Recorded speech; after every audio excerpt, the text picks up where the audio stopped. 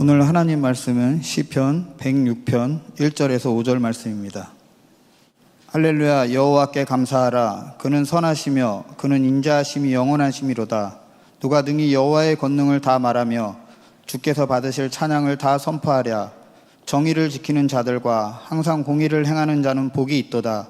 여호와여, 주의 백성에게 베푸시는 은혜로 나를 기억하사 주의 은혜로 나를 돌보사. 내가 주의 택하신 자가 형통함을 보고 주의 나라의 기쁨을 나누어 가지게 하사 주의 유산을 자랑하게 하소서. 아멘. 올 한 해 우리 성도님들은 어떤 감사를 하나님께 올려드리셨습니까? 오늘 추수감사 주일을 맞이하여 어떤 것을 하나님께 감사하셨는지요? 우리가 감사하라라고 할 때 이렇게 생각합니다. 지난 일에 대해서 감사하고, 현재 주어진 것에 감사하고, 앞으로 주실 것에 대해서 기대함으로 감사한다. 물론 틀린 말은 아닙니다. 그러나 사도 바울은 데살로니가전서 5장 18절 말씀에 이렇게 우리에게 권면합니다. 범사에 감사하라. 이것이 그리스도 예수 안에서 너희를 향하신 하나님의 뜻이니라. 할렐루야. 아멘. 하나님의 뜻은 우리가 항상 감사하는 것인 줄로 믿습니다. 그런데 우리를 한번 돌아볼까요? 우리는 언제 감사합니까? 범사에 감사하고 있습니까? 범사에 감사한다는 그 말은 우리의 모든 인생 가운데서 감사를 놓치지 않는다라고 하는 겁니다. 여러분들의 삶 가운데 항상 감사, 그리 아니하실지라도 감사, 그럼에도 불구하고 감사하고 계시는지요? 오늘 말씀에 보니까요, 오늘 본문에 나와 있는 그 상황도 사실 감사할 수 있는 상황이 아닙니다.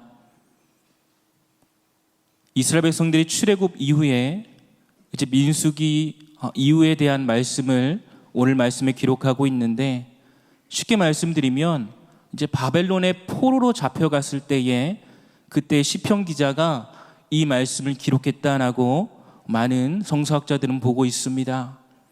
나라를 잃고 모든 것을 잃고 포로로 끌려가는 그 심정 가운데, 여러분 오늘 시편의 본문의 1절 말씀은 무엇으로 시작하는지 꼭 아십니까?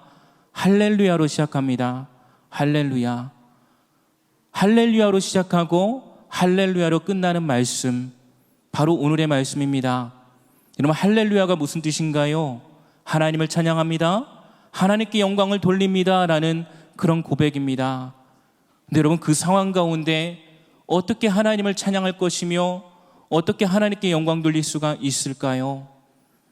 여러분, 근데 생각해 보면 이스라엘 백성들이 그런 심판을 받고 모든 것을 다 잃고 그런 포로로 끌려갔던 그런 모든 순간들을 생각해 볼 때에 그 가운데 하나님의 은혜가 없던 것 아니었습니다.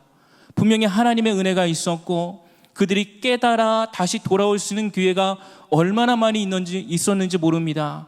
그러나 그럴 때마다 그들은 하나님을 외면했고 결국에는 그 심판 자리에 놓여 있는 것이죠. 그래서 시편 106편은 회개의 시라고도 합니다. 하나님께 감사하며 하나님께 영광 돌리며 기쁨으로 나아가는 그런 시가 아니라 자신들을 되돌아보며 그 하나님의 은혜를 기억할 때에 얼마나 우리가 잘못했는지, 우리가 얼마나 연약한지 부족한지 되돌아보며 하나님의 영광을 드높이는 그런 시다라고 하는 거지요. 그런데 오늘 아까 말씀드린 것처럼 시편의 106절 말씀, 106편은 할렐루야로 시작하고 할렐루야로 끝납니다. 무슨 말일까요? 우리의 회개도 할렐루야로 시작해서 할렐루야로 끝나야 된다라고 하는 겁니다. 이해가 되지 않으실 수도 있습니다. 아니, 회개하는데 왜 할렐루야 해야 돼? 여러분, 가만히 생각해 보십시오. 우리가 할렐루야라고 고백하는 것이 하나님을 찬양합니다라고 고백하는 것인데, 여러분, 우리가 어떻게 하나님을 찬양할 수가 있겠습니까? 하나님을 찬양하는 것은 그분의 위엄을 인정하는 겁니다. 그분의 위엄을 인정하고 그분의 그 크신 사랑, 그 은혜를 우리가 온전히 경험했을 때 그분을 존경하며 높이는 표현으로 할렐루야 영광 돌립니다 라고 이야기할 수 있는 것이죠. 그런데 어떻게 우리가 그 가운데서 회개를 할 수가 있느냐?